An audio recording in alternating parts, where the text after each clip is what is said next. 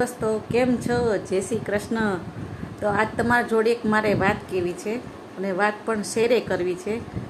તો વાત એ છે કે નાનપણમાં આ જેની બિસ્કિટ ખાધા હોય તો એ મને કોમેન્ટ કરજો.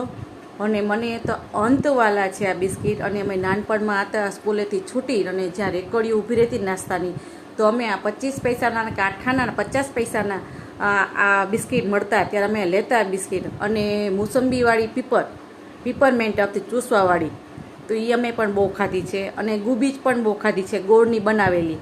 તો જેને આ વસ્તુની ખબર હોય તે મને કોમેન્ટમાં પ્લીઝ કહેજો.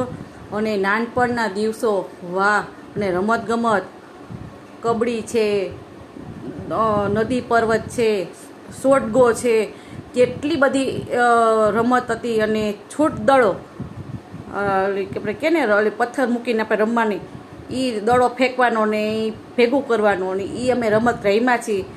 કે અત્યારના છોકરાઓને આ રમતની કોઈ જ વસ્તુની ખબર નથી, જ્ઞાન નથી. હવે એપાર્ટમેન્ટ આવી ગયા છે, ભણવાનું વધી ગયું છે, બોદ્રેશન એટલું વધી ગયું છે, આ કરો ને તે કરો, પણ છોકરાની રમત અને આ બધું એનું બધુંય વિખાઈ ગયું છે બાળકોને. અને ફોન આવી ગયા છે તો સતત ફોન અને ફોનની અંદર ગેમ.